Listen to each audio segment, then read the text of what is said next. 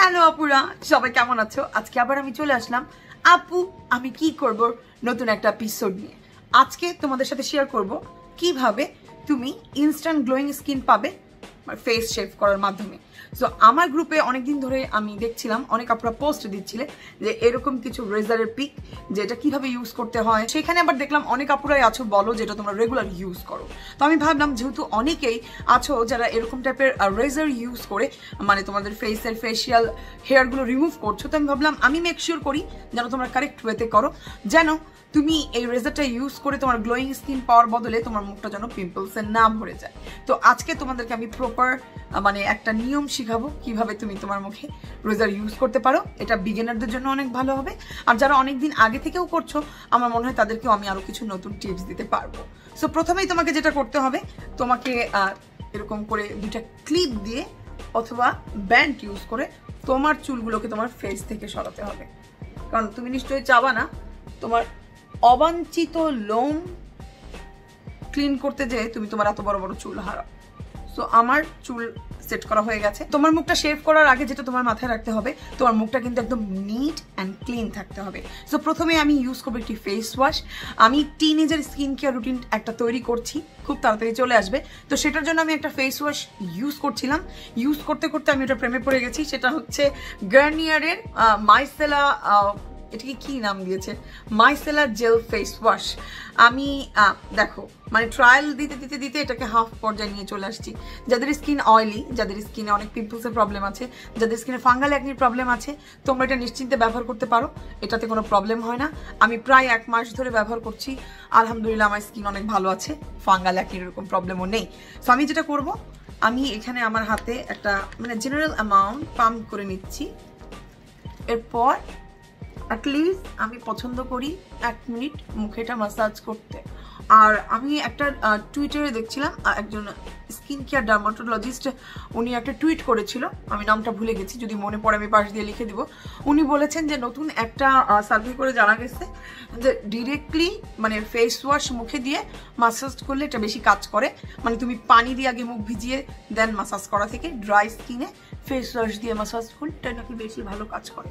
James Wales নামের একজন skin care YouTuber আছে, ওনার থেকে আমি ইনফরমেশনটা বেসিক্যালি আগে পাই, উনি ওই কথাটা বলে। সো আমি ভুলে গেছি ডক্টরটার নাম, বাট মেথডটা ঠিকই মনে রাখছি। সো আমি ভাবলাম মেথডটাই তোমাদের সাথে শেয়ার করি।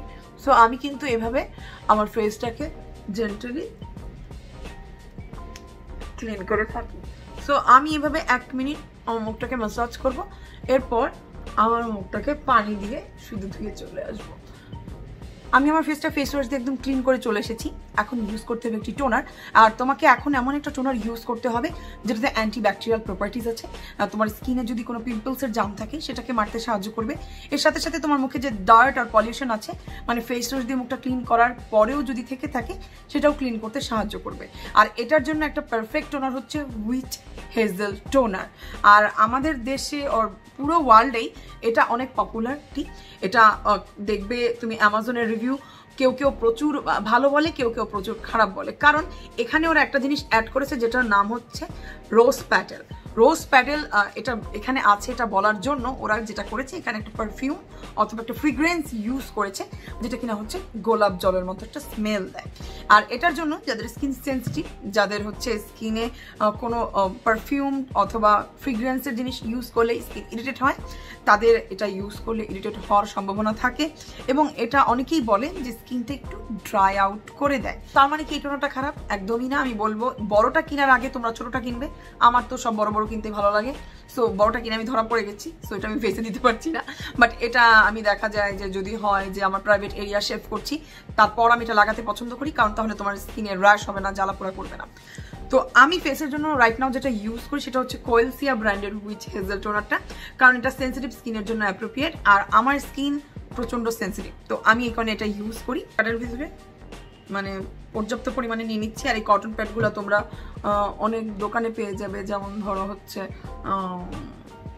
কি ওই দোকানটার নাম প্রায় ভুলে যাই, বসুন্ধরা সিটির নিচে যে দোকানটা, মোস্তফা মার্টে পেয়ে যাবে। আর এখানেও হালকা একটা স্মেল আছে, বাট এটার মতো গোলাপ জলের প্রকট গন্ধ না, এটাতে একটা লাইট স্মেল। আর স্কিনটা একদম ড্রাই করে না। সো আমি জেন্টালি আমার মুখটাকে কিন্তু ক্লিন করে নিচ্ছি। আর যাদের কাছে উইস্ট হেজেল টোনারটা নেই, তোমরা চাইলে যেটা করতে পারো, বাসায় যদি গ্রিন টি ওয়াটার থাকে সেটা দিয়ে মুখটা ক্লিন করতে পারো। তারপর দেখতেই পাচ্ছ আমি টোনারটা ইউজ করার পর আমার মুখে এক্সট্রা কোনো অয়েল আর নেই, একদম মুখটা ম্যাট অ্যান্ড ক্লিন করে ফেলেছে। তো এখন কি আমার মুখটা আমি রেজার দিয়ে ক্লিন করবো? অনেকেই কোশ্চেন করতে পারো।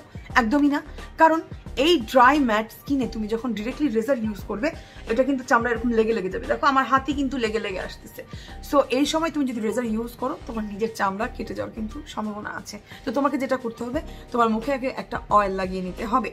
এখন কি টাইপের অয়েল ইউজ করতে হয় সেটা বলার আগে যেটা বলতে চাই, খবরদার নারিকেল তেল লাগাবে না, কারণ ওটা নন কমেটোজেনিক না, ওটা কমেটোজেনিক। তোমরা গুগল করো নন কমেটোজেনিক অয়েল কোনগুলো, তো তোমরা সেই ব্যাপারে জেনে যাবে। আমি বেশি ব্যাপারে কথা বলছি না, বাট জোজোবা অয়েলটা অনেক ভালো। এখন অনেক আপুরাই আসো যেটা বলবে যে আপু তুমি তো বলছো যাদের ফাঙ্গাল একনি তারা যেন মুখে অয়েল না ইউজ করে, তো আমি কিভাবে অয়েল ইউজ করবো? তো তারা যেটা করবে, একটা স্কোয়ালিন অয়েল ইউজ করবে। বাংলাদেশে অর্ডিনারি ব্র্যান্ডের স্কোয়ালিন অয়েলটা অ্যাভেলেবেল আছে, তোমরা এটা ইউজ করতে পারো। আমার কাছে এটা আছে, এটা বুশরা আমাকে এনে দিয়েছিল ইউএসএ থেকে। সো এটা বাংলাদেশে অ্যাভেলেবেল না, বাট যারা যারা কিনতে চাচ্ছ, ফাঙ্গাল একনি যাদের মুখে আছে, তারা কিন্তু স্কোয়ালিন অয়েলটা ইউজ করতে পারো। এটা কিন্তু আবার পিম্পল মারতে, ফাঙ্গাল একনি মারতে সাহায্য করে। তো এই কারণে এই অয়েলটা আমার পছন্দ।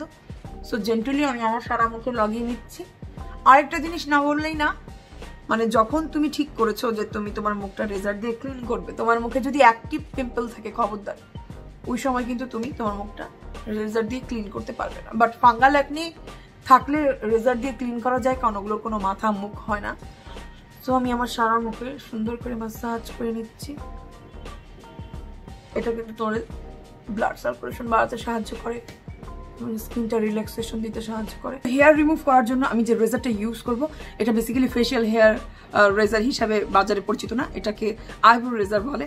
আমার কাছে এটা অনেক হ্যান্ডি ড্যান্ডি লেগেছে। প্রথমবার আমি যখন আমার আইব্রো ক্লিন করি, তখন আমি এটা ইউজ করে অনেক মজা পাই। তো এরপর আমি আস্তে আস্তে আমার ফেসটা করে ফেলি। তো এটা আমি করে খুবই আনন্দ পেয়েছি, আর আমার কাছে এটা মনে হচ্ছে অনেক সেফ, তাই এটা দিয়ে আমি করি। তোমাদের কাছে যদি অন্য রেজার থাকে, তোমরা সেটাতেও করতে পারো। তো এখন আমি এটা ইউজ করবো। রেজারটা এভাবে পাওয়া যায়, এটাকে জাস্ট এভাবে করে খুলে নিতে হয়, কাইন্ড অফ খুঁড়ের মতো। আমি অনেক ভয় পাই, তাও তোমাদের জন্য আমি এটা করছি। সো এটা হচ্ছে রেজার। এখন তুমি শেভ করবে না, একদমই না। তোমাকে যেটা করতে হবে, এরকম একটা ওয়াইপ নিতে হবে অথবা কটন প্যাড। এরপর তোমাকে অ্যালকোহল রাব দিয়ে কিন্তু এটাকে ক্লিন করে নিতে হবে, কারণ এখানে অনেক জার্মস অ্যান্ড ব্যাকটেরিয়া জন্মায়। তুমি এটা ব্যবহার করার পর এটাকেও ঠিক এইভাবে করে ক্লিন করে রাখবে, আর ব্যবহার করার আগেও কিন্তু ঠিক এইভাবে ক্লিন করবে, কারণ আমরা জানি না এখানে কি টাইপের ব্যাকটেরিয়া জন্মেছে। অনেকেই এই কাজটা করে না বলে যেটা হয়, আগের বার তোমার মুখে যে পিম্পলসের জার্মস থেকে যায়, এটা এখানে জমে থাকে, এখানে অনেক দিন ধরে তোমার ডেড স্কিনটা জমে থাকে, তারপর এখানে একটা ফাঙ্গাস তৈরি হয়, যেটার কারণে তুমি যখন এটা আবার সেকেন্ড টাইম ইউজ করছো, তোমার স্কিনটা কিন্তু অনেক পিম্পলস র্যাশে ভরে যাচ্ছে। সো এটা আমি একদম ক্লিন করে ফেলেছি। আর এটা যেহেতু নতুন, সো এটাকে এত বেশি মানে এখন বেশি এত ক্লিন করা দরকার নেই, ইউজ করার পর এটাকে আরও বেশি করে ক্লিন করতে হবে। সো এখন আমি যেটা করবো, সো দেখতেই পাচ্ছ আমার কিন্তু ফেশিয়াল হেয়ার আছে। তোমাদেরকে ভিডিও করার জন্য আমি আমার মচু গুচুকে ফেলিনি, ওদেরকে হাই দাও, হ্যালো আপনারা কেমন আছো। তো আমার মুচু গুচু তোমাদেরকে হাই দিচ্ছে। সো আমি যেটা করব, আমার স্কিনটাকে এভাবে টান করে ধরবো, আর আমি এখানে আগে একটা আয়না রেখে নিই। হয় এইভাবে করলে বেশি ভালো হয়। সো তুমি যেটা করবা, তোমার স্কিনটাকে এভাবে টান দিয়ে ধরে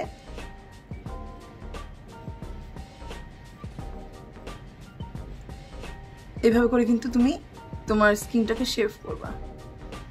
এইভাবে অনেক ভালো কাজ করে। আর তুমি যদি তোমার এই কলিটাকে সেভ করতে চাও, যে জায়গাটা সেভ করতে চাও সেই জায়গাটা বাদ দিয়ে শেভ করবা, খুব ভালো হয়। আর এখানে দেখতে পাচ্ছ আমার ছোট ছোট র্যাশ, এটা আগে ছিল, মারা গেছে, বাট একটু লাল হয়ে আছে। সো এটাতে কোনো প্রবলেম করবে না।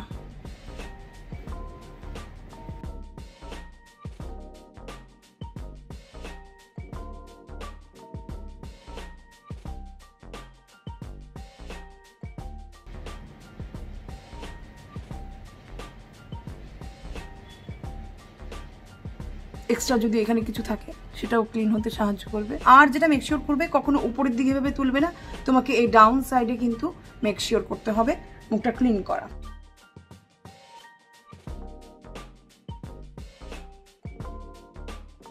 তো দেখতেই পাচ্ছ এইভাবে কিন্তু আমার ফেশিয়াল হেয়ারটা রিমুভ হয়ে যাচ্ছে।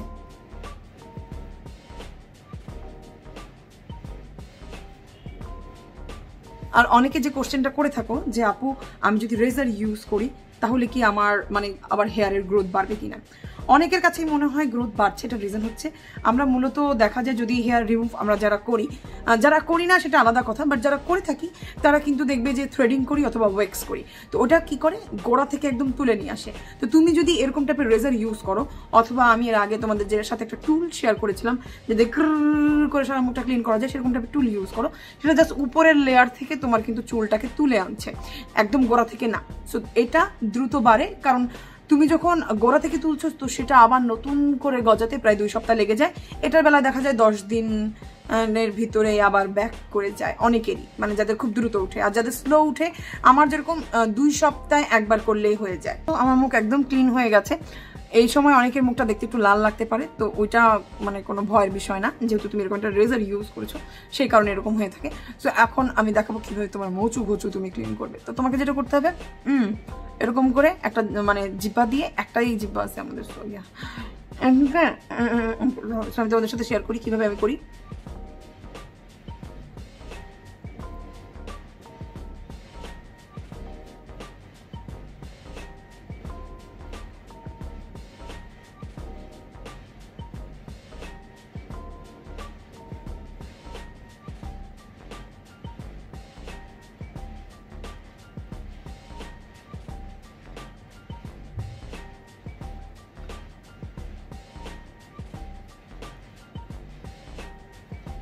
দেখো এখানে কিন্তু আমার একটা পিম্পলস আছে, সো ওকে আমি ধরবো না, ওর গায়ে হাত দিয়ে ওর আশপাশ দিয়ে যা আছে সব ক্লিন করে ফেলছি।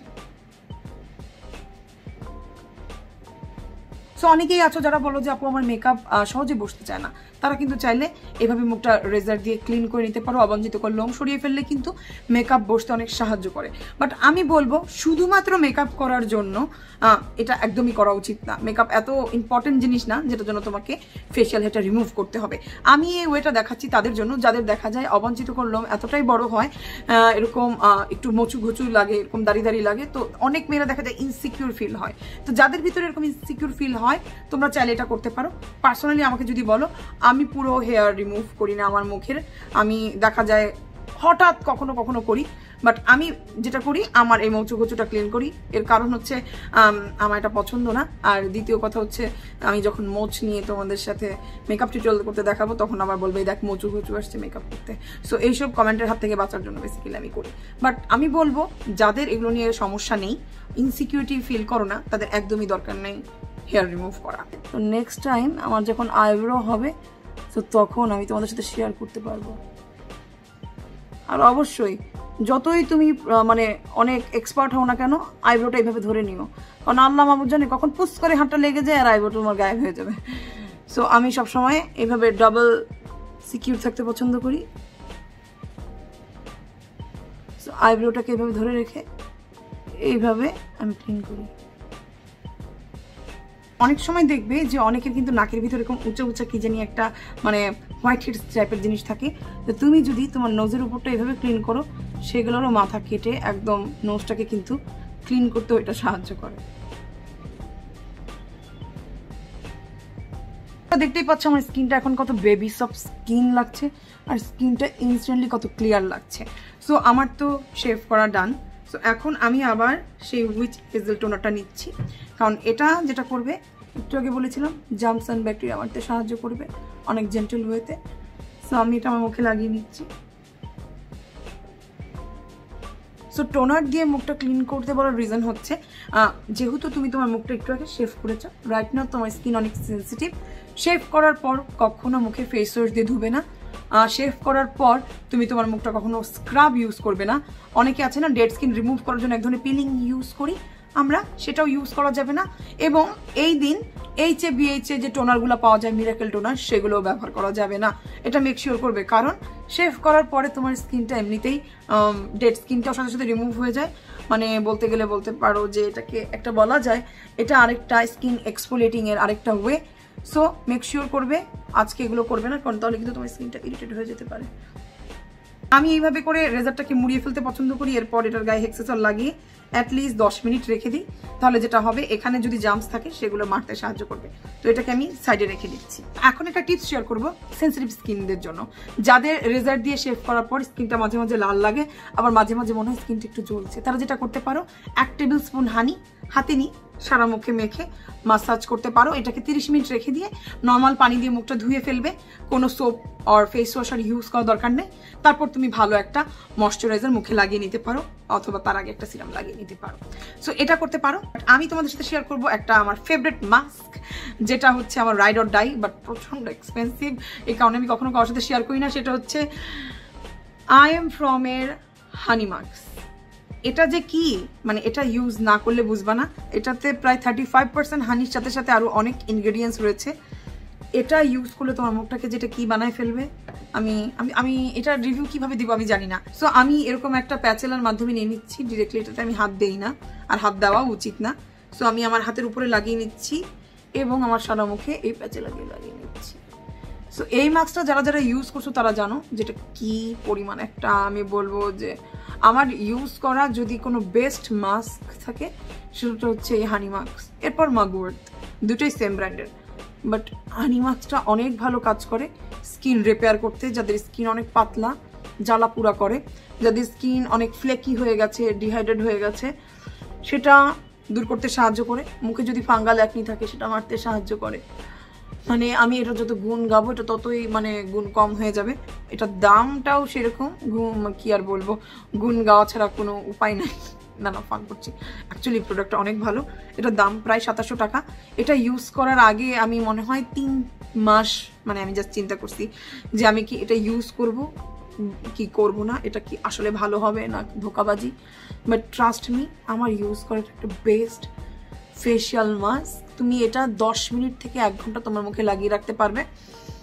তো আমি এটা ঠোঁটেও দিতে পছন্দ করি, শুধু চোখের এরিয়াতে দেই না, তাছাড়া আমার পুরো মুখে আমি দেই।